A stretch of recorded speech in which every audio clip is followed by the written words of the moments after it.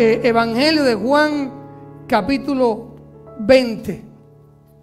Abra su Biblia, por favor, en el Evangelio según San Juan, capítulo 20. El primer día de la semana, María Magdalena fue de mañana, siendo aún oscuro, al sepulcro, y vio quitada la piedra del sepulcro. Entonces corrió y fue a Simón Pedro y al otro discípulo al que amaba a Jesús, y le dijo: se han llevado del sepulcro al Señor y no sabemos dónde le han puesto. Y salieron Pedro y el otro discípulo y fueron al sepulcro. Corrían los dos juntos, pero el otro discípulo corrió más aprisa que Pedro y llegó primero al sepulcro. Este discípulo es Juan. Y bajándose a mirar, vio los lienzos puestos allí, pero no entró. Luego llegó Simón Pedro tras él y entró en el sepulcro y vio los lienzos puestos allí y el sudario que había estado sobre la cabeza de Jesús, no puesto con los lienzos, sino enrollado en un lugar aparte. Entonces entró también el otro discípulo que había venido primero al sepulcro y vio y creyó, porque aún no habían entendido la escritura que era necesario que él resucitase de los muertos. Y volvieron los discípulos a los suyos, pero María estaba fuera llorando junto al sepulcro, y mientras lloraba se inclinó para mirar dentro del sepulcro y vio a dos ángeles con vestiduras blancas que estaban sentadas, el uno a la cabecera y el otro a los pies, donde el cuerpo de Jesús había sido puesto. Y le dijeron: mujer, ¿por qué lloras? Les dijo: porque se han llevado a mi Señor y no sé dónde le han puesto. Cuando había dicho esto, se volvió y vio a Jesús que estaba allí, mas no sabía que era Jesús. Jesús le dijo: mujer, ¿por qué lloras? ¿A quién buscas? Ella, pensando que era el hortelano, le dijo: Señor, si tú lo has llevado, dime dónde lo has puesto y yo lo llevaré. Jesús le dijo: María. Volviéndose ella le dijo: Raboní, que quiere decir maestro. Jesús le dijo: no me toques, porque aún no he subido a mi Padre, mas ve a mis hermanos y diles: subo a mi Padre y a vuestro Padre, a mi Dios y a vuestro Dios. Fue entonces María Magdalena para dar a los discípulos las nuevas de que había visto al Señor y que Él les había dicho todas estas cosas. Padre, una vez más oramos, dándote gracias por tu palabra. Dándote gracias, Señor, porque la tumba está vacía. La cruz también está vacía. Gracias, Jesús de Nazaret, porque tú resucitaste. Porque tú eres la resurrección y la vida. Y el que cree en ti, aunque esté muerto, vivirá. En este día intercedemos en el nombre de Jesús por aquellos amigos y amigas que nos visitan, por aquellas familias, por aquellas amistades que también nos siguen a través de las redes sociales, que todavía no te han conocido. Obra en sus corazones para que ellos puedan pasar de muerte a vida, de perdido a salvado. También te pedimos por aquellos que, Señor, han perdido la comunión contigo y hoy necesitan restauración. Restáuranos, Señor, de tal manera que podamos vivir con pasión por ti. Mira aquellos que se han desanimado, que se han desalentado. Espíritu Santo, obra en cada corazón. En el nombre de Jesucristo, amén, amén y amén. Gloria a Dios. Continuamos con la serie Quebrantando mi corazón. Llevo ya un tiempo en esta serie, quebrantando mi corazón. Lo importante que es tener un corazón humilde, un corazón quebrantado por el poder de Dios. Cuando mi corazón está quebrantado por Dios, voy a buscar de Dios.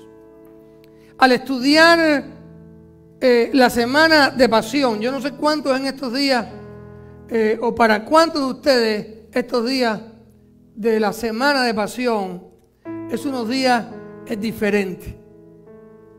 Yo aprovecho durante todo este tiempo, llevo ya 2 semanas, estudiando a la luz de cada evangelio las historias, los acontecimientos, los eventos que tienen que ver con la semana de pasión.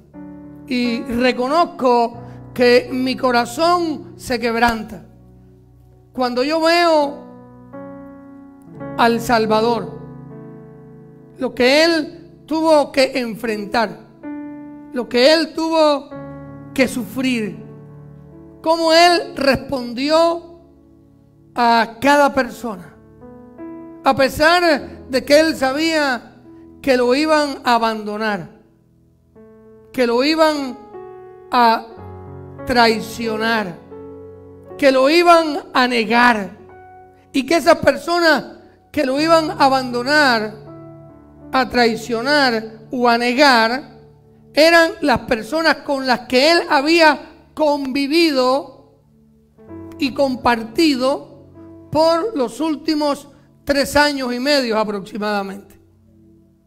Que tu familia, que aquellos que conviven contigo en medio de tu adversidad te abandonen.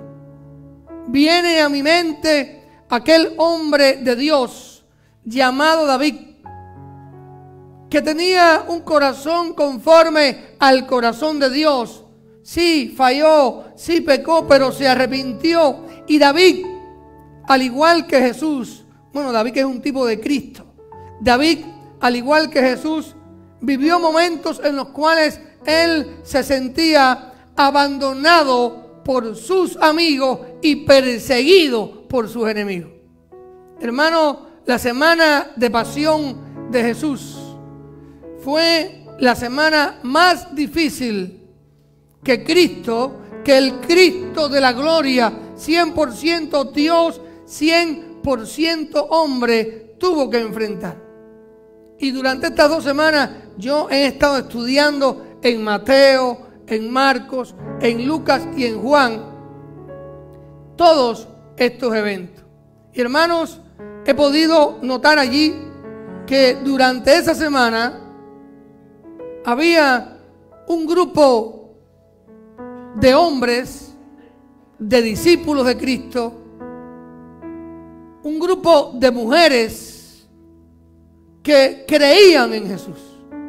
Esos hombres habían acompañado a Jesús en diferentes momentos. Tanto estos hombres como estas mujeres estuvieron bien relacionados con Cristo durante aquella semana de pasión. Y cuando miro lo que estas mujeres, su comportamiento, cómo ellas amaban a Jesús de todo corazón como su Señor y como su Salvador, estas mujeres son dignas de admirar por su devoción a Cristo.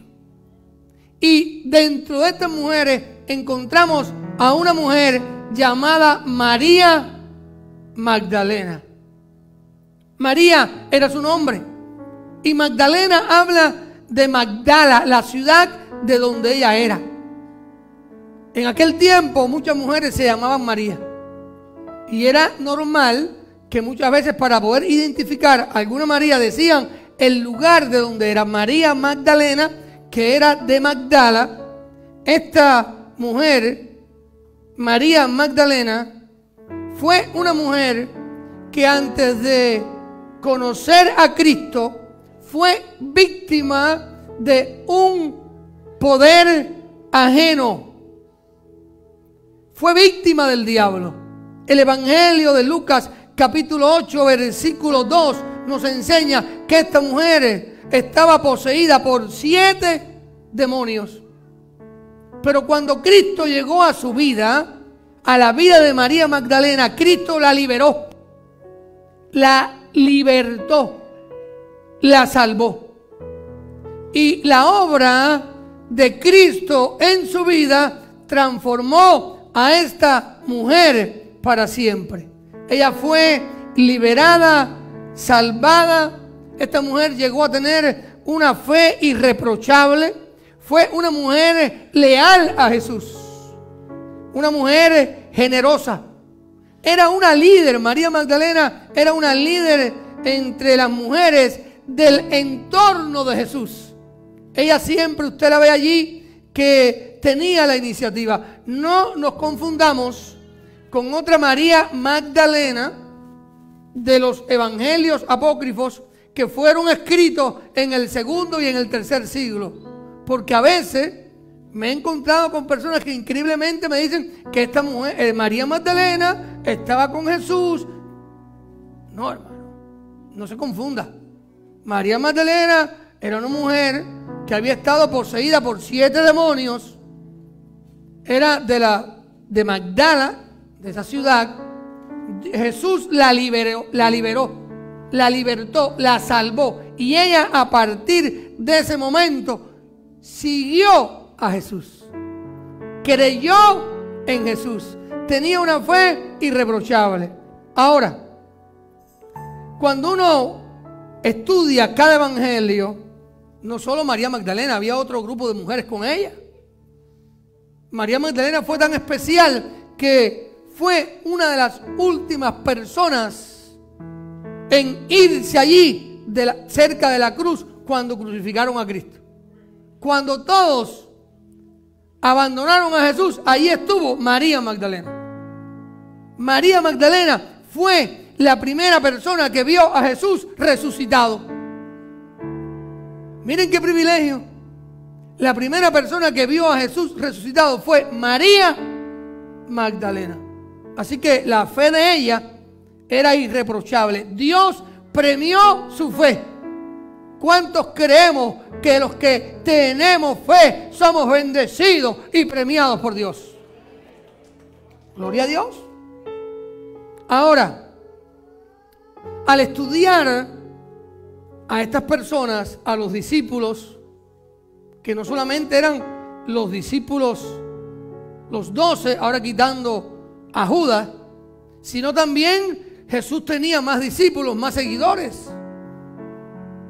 Y al ver también el comportamiento de este grupo de mujeres, pude notar en los evangelios que tanto estas mujeres que amaban, seguían, creían y servían a Jesús, al igual que los otros discípulos, pude notar algo que se convirtió para mí en una enseñanza en estos días.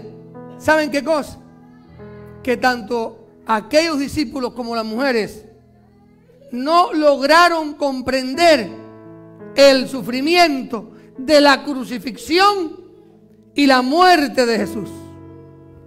A ellos se les fue muy difícil entender. No lograron comprender el sufrimiento de la muerte, el sufrimiento de la crucifixión de Jesús. A María Magdalena, a todas las demás mujeres y a los discípulos de Jesús. Ellos veían la gloria del reino, pero no lograron comprender el sufrimiento que se vive en el reino. Estas mujeres y estos hombres no podían ver al Mesías como un siervo sufriente.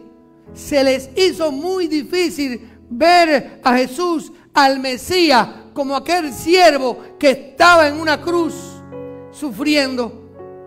Ellos veían la gloria de Jesús, pero no el sufrimiento. Veían la corona, pero no la cruz. El sufrimiento de la crucifixión y de la muerte de Jesús los había invadido de tal manera que no lograron comprender lo que estaba pasando.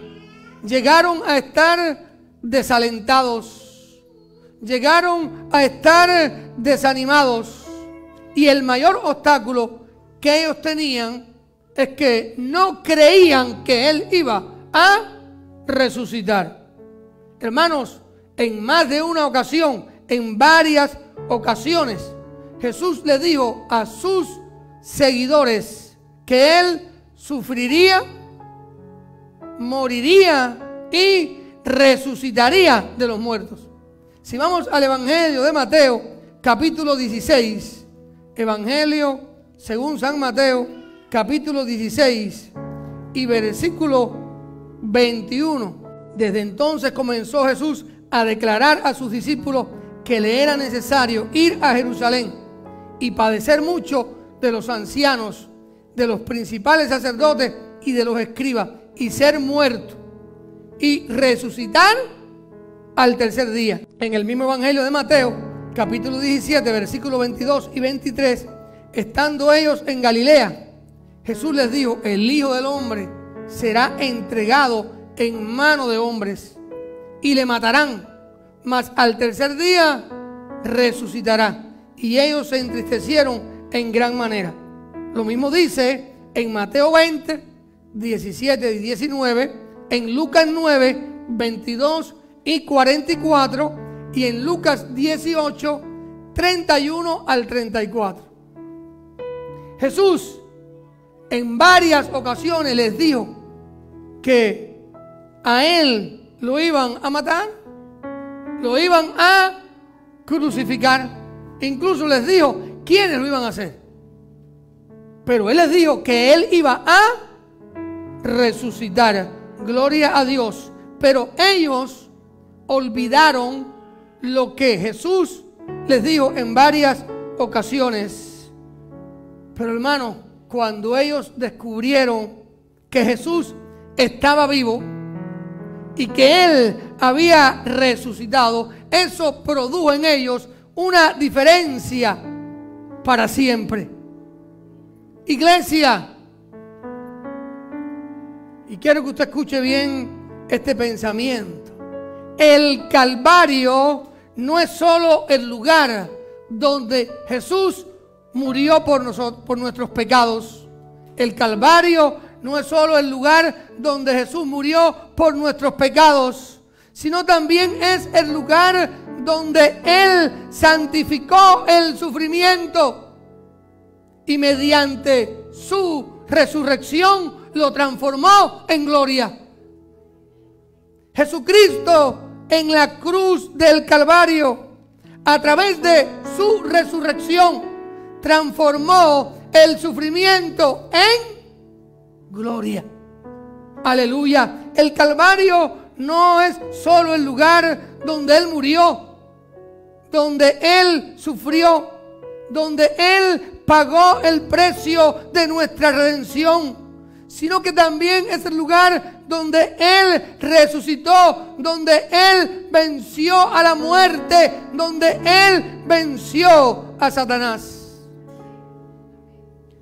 Y cuando yo estudio la semana de Pasión de Cristo, siempre voy a el Antiguo Testamento.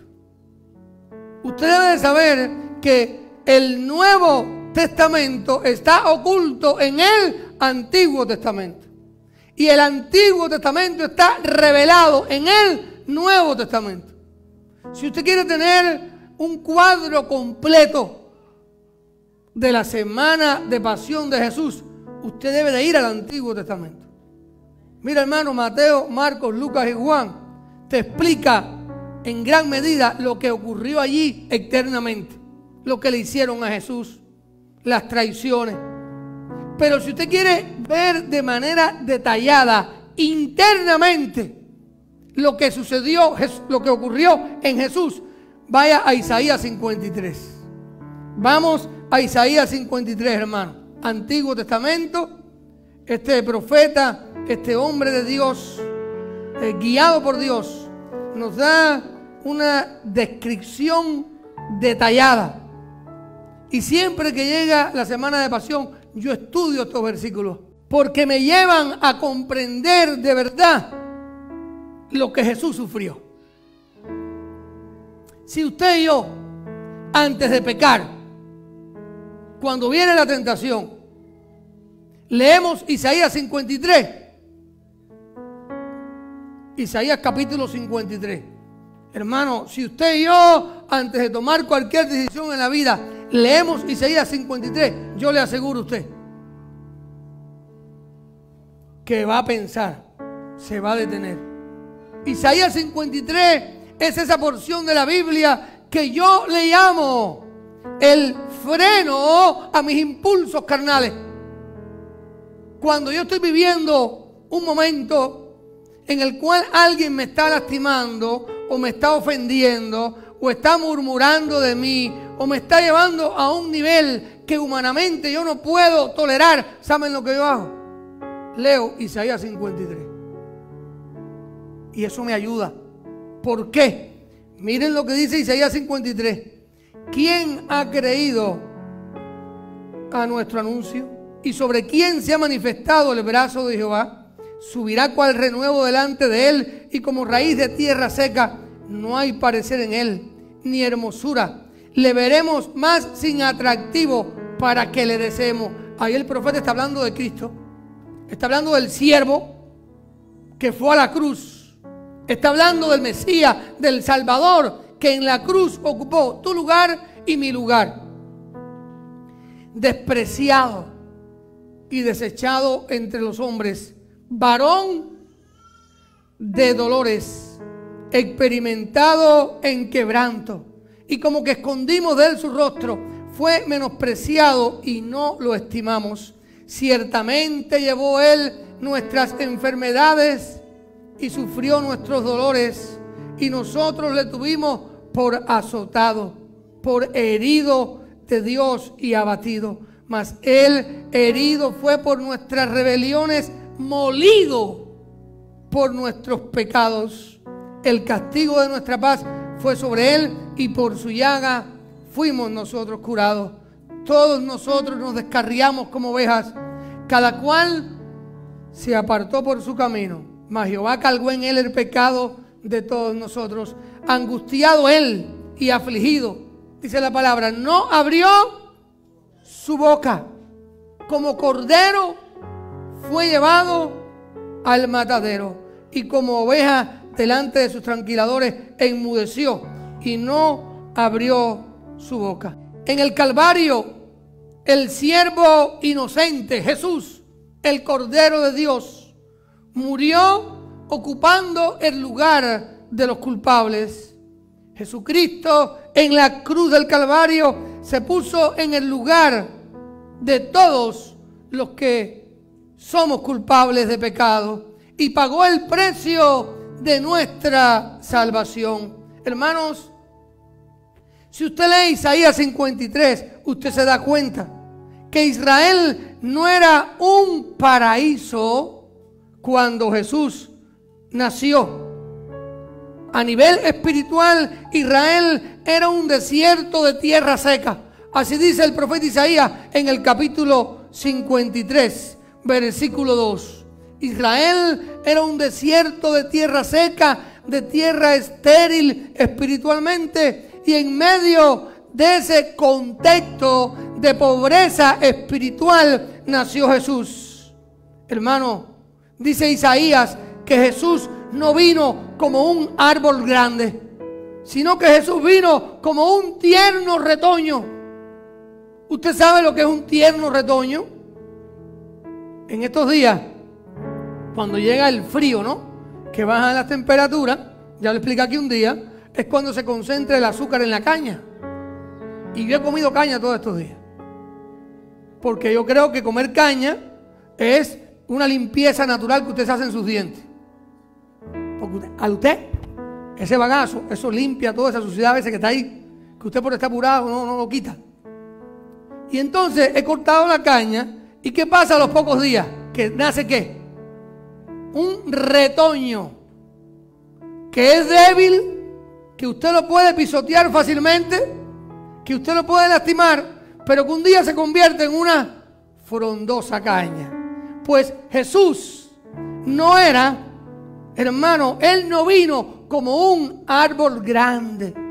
Él vino, dice Isaías, como un tierno retoño. Jesús, hermano, ¿sabía usted que Jesús nació en medio de la pobreza? En Belén. Y creció en un taller de carpintero, en un pueblo no muy famoso, porque Nazaret, recuerdan que alguien dijo, y de Nazaret puede salir algo bueno. En un pueblo desdeñado como Nazaret, cuando usted se encuentra con un cubano, un gran por ciento, ¿y usted de dónde? De la capital. Del interior solo el pastor Luis, el Guajiro, y unos pocos más. ¿Y usted de dónde es? Yo soy de Santo Domingo. ¿Y usted no es de Santiago? No, de Santiago no, soy de Santo Domingo. No sé por qué la gente a veces, pues Jesús, hermano, nació en Belén, se crió en Nazaret. Nazaret, como decir, allá un pueblo insignificante de tu país. Allí creció él. Ahora, ¿cómo trataron al siervo? ¿Cómo trataron a Jesús? ¿Sabía usted que a Jesús lo trataron de la misma manera que trataban a un esclavo cualquiera? Durante esa semana de pasión, lo trataron como un esclavo, lo menospreciaron, fijaron un precio por él, por su vida. ¿Por cuánto lo vendió Judas? Por 30 monedas de plata. ¿Sabía usted que ese era el precio de un esclavo? Pero no del mejor esclavo, de un esclavo de categoría baja. Por Jesús dieron 30 monedas de plata, lo que valía un esclavo que estaba allí medio que raquítico. Mi amado hermano, yo quiero que usted sepa que muchos se avergonzaron de él porque no representaba las cosas que eran importantes para ellos. Jesucristo, tristemente, sigue siendo rechazado en la actualidad por las mismas razones. Isaías 53, 4 y 6, este es el corazón del evangelio, le llamo yo. Ciertamente llevó él nuestras enfermedades y sufrió nuestros dolores, y nosotros le tuvimos por azotado, por herido de Dios y abatido, mas él herido fue por nuestras rebeliones, hermano, molido por nuestros pecados. En la cruz, dice Isaías. Por eso que usted debe de estudiar la semana de pasión según los evangelios, pero debe de ir al Antiguo Testamento. En la cruz Jesús fue molido. Y cuando usted busca en el griego, acá, o en el hebreo, perdón, usted busca, molido significa, hermano, que fue aplastado. Jesucristo fue aplastado bajo el peso de una carga. Es decir, que el Padre, Jehová, cargó en él el pecado de todos nosotros. Todos mis pecados, todos tus pecados, el Padre lo puso sobre él. Por eso es que dice que fue molido, triturado. Es cuando usted, ¿saben lo que es un mortero? Las hermanas que cocinan y los pocos hermanos que sabemos cocinar, dentro de ellos no estoy yo. Hermano, un mortero es donde usted pone las especies. Usted pone ajo, cebolla, usted tritura aquello, usted lo machaca allí. Pues para que tenga una idea, ese día en la cruz, ¿qué pasó? A Jesús lo machacaron, lo trituraron, tus pecados y los míos. Él cargó todos nuestros pecados. Jesús no fue un mártir. Hay personas que miran a Jesús como un mártir. Ni su muerte ocurrió por accidente. Él fue el sacrificio de Dios por los pecados del mundo. Gloria a Dios. Hermano, todas las bendiciones que recibimos en la vida cristiana vienen gracias a la cruz, gracias al sacrificio de Jesucristo en la cruz del Calvario. Si hoy usted es bendecido por Dios, es porque en la cruz Jesucristo fue molido por tus pecados y por los míos. Lo que tú y yo alcanzamos en Cristo tienen que ver con lo que ocurrió aquel día en aquella cruz. Gloria al Señor. Lo más grande que nos puede ocurrir, hermano, al experimentar las pruebas, el sufrimiento, la adversidad, es que crecemos en nuestra comunión con el Padre y nos hacemos más semejantes al Señor Jesús. Tristemente, en estos tiempos ocurre lo mismo que ocurría en aquellos tiempos de aquellos discípulos, de aquellas mujeres que amaban, seguían, servían y creían en Jesús. Y es que muchas veces tú y yo tampoco logramos comprender el sufrimiento. Lo que le ocurrió a los discípulos y a María Magdalena, que no entendían aquello, que estaba allí llorando, aun cuando Jesús le dijo que iba a resucitar y que Él, a través de la resurrección, iba a convertir el sufrimiento en algo glorioso. Muchas veces cuando tú y yo sufrimos, ¿qué nos pasa? Nos desanimamos, nos desalentamos y no entendemos que el sufrimiento es parte del trato de Dios para nuestras vidas. Hoy la gente quiere un evangelio de prosperidad, un evangelio de bendición, hermano. Sí, hay que hablar de resurrección, gloria a Dios. La tumba está vacía, Cristo resucitó, aleluya. Pero hay que saber lo que Cristo enfrentó en la cruz. ¿Y qué fue lo que Él venció cuando Él resucitó? Gloria a Dios. Y muchas veces tú y yo nos desalentamos, nos desanimamos cuando sufrimos. Iglesia, no olvidemos que el Calvario no es solo un lugar donde Jesús murió por nuestros pecados, sino también es el lugar donde Él santificó el sufrimiento y mediante su resurrección lo transformó en gloria. No debemos de olvidar la palabra de Dios. Cristo fue crucificado, murió y resucitó, y en Él somos más que vencedores. Estudiando en estos días, hermano, estos pasajes de la Biblia, me encontré con el Evangelio de Juan, capítulo 20, y ya estoy por terminar. Evangelio según San Juan, capítulo 20, versículos del 24 al 29. Evangelio según San Juan, capítulo 20, versículo 24 al 29. Pero Tomás, uno de los 12, llamado Dídimo, no estaba con ellos cuando Jesús vino. Le dijeron pues los otros discípulos: al Señor hemos visto. Él les dijo: si no viere en sus manos la señal de los clavos, y metiere mi dedo en el lugar de los clavos, y metiere mi mano en su costado, no creeré. 8 días después estaban otra vez sus discípulos dentro, y con ellos Tomás. Jesús se le había aparecido, Tomás no estaba. Después ellos le cuentan a Tomás lo que había ocurrido. Tomás no creía. Yo tengo que meter mi mano, mis dedos ahí, en las heridas, en el costado, donde están ahí, donde Cristo fue crucificado. Yo tengo. 8 días después estaban otra vez sus discípulos dentro, y con ellos Tomás. Llegó Jesús, estando las puertas cerradas, y se puso en medio y les dijo: paz a vosotros. Luego dijo a Tomás: pon aquí tu dedo y mira mis manos, y acerca tu mano y métela en mi costado, y no seas incrédulo, sino creyente. Entonces Tomás respondió y le dijo: Señor mío y Dios mío.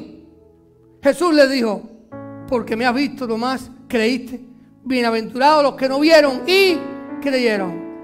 Aprendí en estos días, mi amado hermano, que la única obra del hombre que hay en el cielo, la única obra del hombre que hay en el cielo, son las huellas del Calvario en el cuerpo del Salvador glorificado.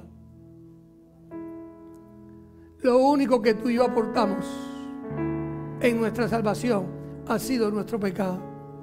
La única obra del hombre que hay en el cielo, hermano, son las marcas, las huellas de las heridas de nuestro Salvador. Las señales del Calvario estaban allí. Tomás no creía, pero cuando Jesús se apareció 8 días después, en el cuerpo de Jesús estaban las marcas. Tomás, mete tu mano. Esas marcas están todavía en el cuerpo de Jesús glorificado. Apocalipsis capítulo 5 nos lo dice, hermano. El libro de Apocalipsis capítulo 5, versículo 6, versículo 9 y versículo 12. Y miré y vi que en medio del trono y de los 4 seres vivientes y en medio de los ancianos estaba en pie un cordero como inmolado. Versículo 9. Y cantaban un nuevo cántico diciendo: digno eres de tomar el libro y de abrir sus sellos, porque tú fuiste inmolado y con tu sangre nos has redimido. Versículo 12, aleluya, que decían a gran voz: el cordero que fue inmolado es digno de tomar el poder, las riquezas, la sabiduría, la fortaleza, la honra, la gloria, la alabanza. Hermano, Jesucristo es el Cordero de Dios que quita el pecado del mundo, y lo único que tú y yo hemos aportado ha sido nuestro pecado. Iglesia, hoy te recuerdo que tu sufrimiento, tu pecado, tu dolor, tu enfermedad, Jesucristo sobre su cuerpo la llevó en la cruz. Y que Él sufrió por ti, sufrió por mí. Pero ese sufrimiento, hermano, fue glorificado a través de la resurrección. Cristo en la cruz ocupó tu lugar, ocupó mi lugar. Y que aún en su cuerpo glorificado están las huellas, están las marcas, están allí las huellas de lo que tú y yo aportamos, hermano, que fue nuestro pecado. Tú necesitas volver al primer amor y decirle al Señor: obra en mi vida, Señor, aviva tu obra en mí. Volvamos al primer amor, al amor del Cristo resucitado, del Cristo glorificado, que en su cuerpo, hermano, lleva tus marcas y las mías. Esa es la única obra nuestra que hay en el cielo. Las marcas de mis pecados. Yo no sé usted, pero yo en estos días, a solas con Dios, muchas veces le he dicho: Señor, perdóname. Perdóname, Jesús, porque en tu cuerpo están las marcas de mi pecado, Señor. Y muchas veces tú y yo, hermano, nos molestamos por cualquier cosa, nos desanimamos. Si este no me saluda, si aquel no me llama, y nos ponemos a mirar cosas externas y no nos percatamos que Jesús en la cruz pagó por ti, a precio de su sangre, tu salvación. Y que la única obra nuestra que hay en el cielo son las marcas de los clavos, la herida en el costado por mi pecado. Necesita usted hoy decirle al Señor que le perdone.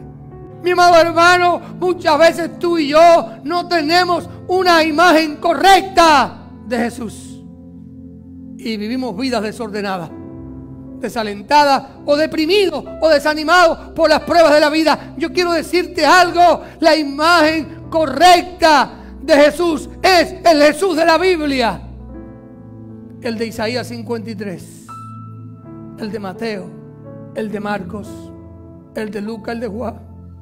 La imagen correcta de Jesús es la que tuvo María Magdalena, que estaba ahí atribulada, Pero el Señor le dijo: María. Y ella le dijo: Raboní. ¿Qué quiere decir maestro? Con solo hablarle, ella lo reconoció. Hoy el maestro, aleluya, te habla, hermano. Él te habla.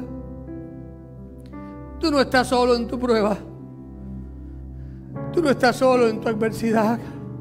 Tú no estás solo en tu enfermedad, en tu tribulación. Hoy te recuerdo que Jesús está contigo. Él ha prometido estar con nosotros todos los días hasta el fin del mundo. Iglesia, Jesús está vivo. La tumba está vacía. Cristo resucitó, aleluya.